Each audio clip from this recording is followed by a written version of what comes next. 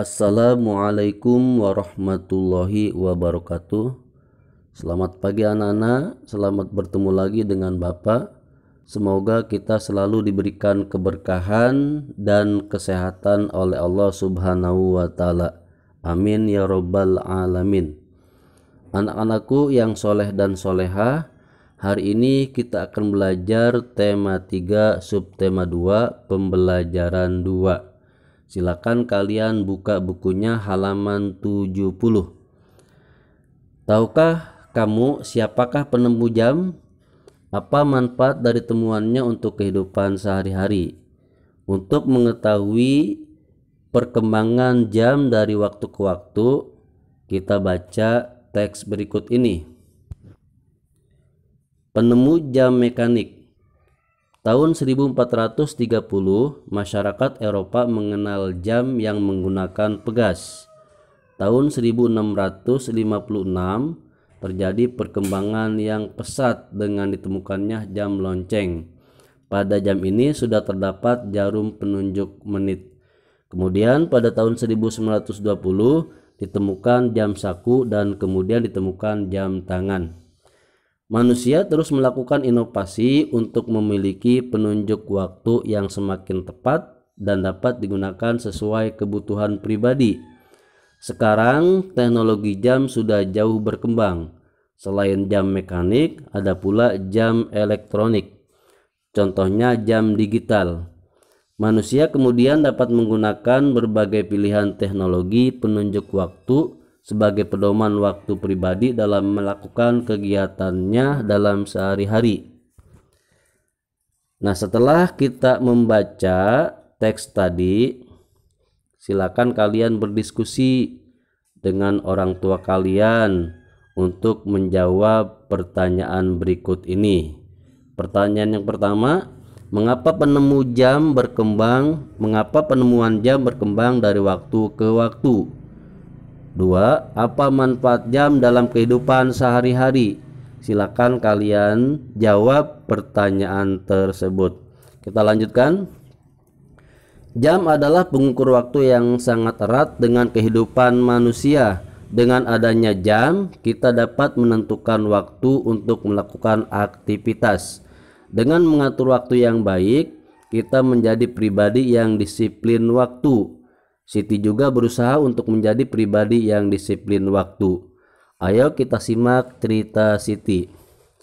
Jam membantu Siti tepat waktu.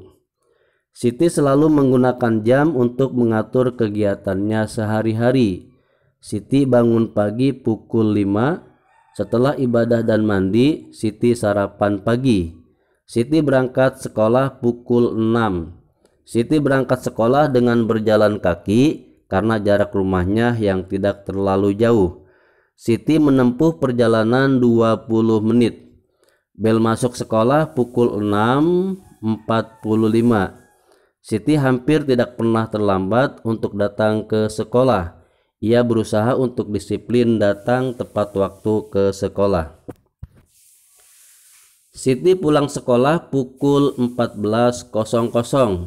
Ia langsung pulang ke rumah. Sesampainya di rumah, Siti istirahat. Pukul 16.00, Siti mandi. Setelah ibadah dan makan malam, Siti pun belajar. Ia belajar pukul 19.00 sampai dengan 20.30. Ia mengerjakan PR, belajar untuk materi esok hari atau belajar untuk persiapan tes. Siti juga mengumpulkan tugas-tugasnya tepat waktu. Siti melakukan kegiatan sehari-harinya dengan teratur. Ia belajar menjadi pribadi yang disiplin terhadap waktu.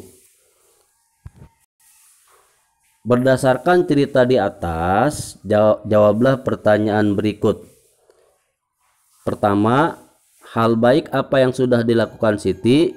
Pertanyaan kedua, apakah Siti mengatur waktunya dengan teratur? Pertanyaan ketiga, mengapa Siti mengatur waktunya dengan teratur?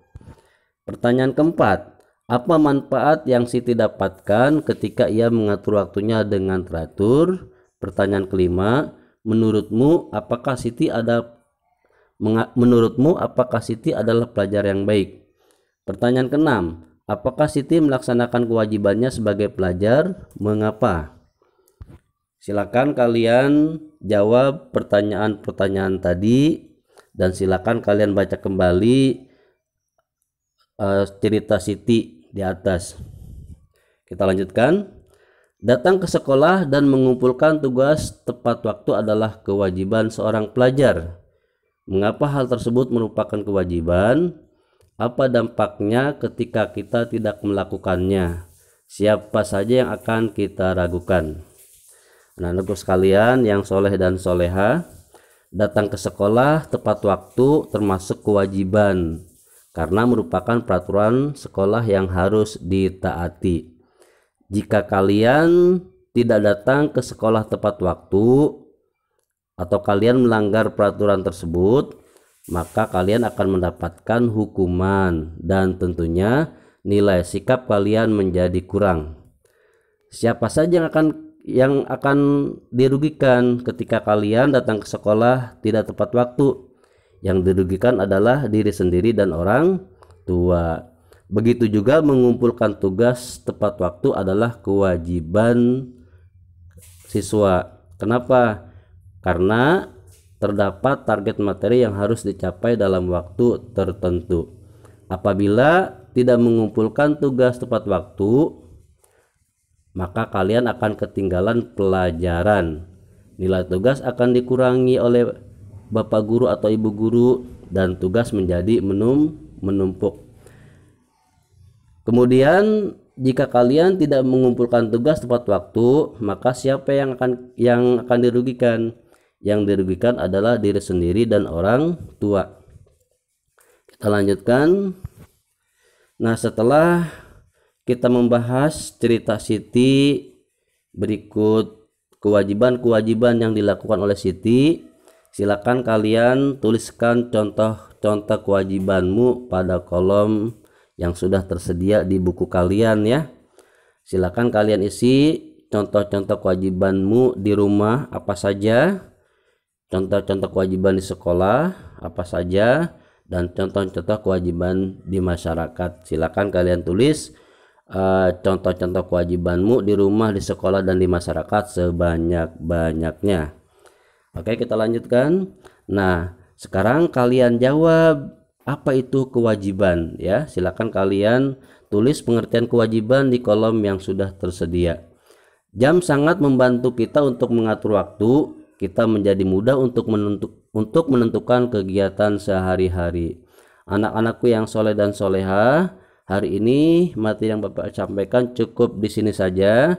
Insya Allah kita sambung esok ya. Mudah-mudahan bermanfaat. Akhirul kalam. Assalamualaikum warahmatullahi wabarakatuh.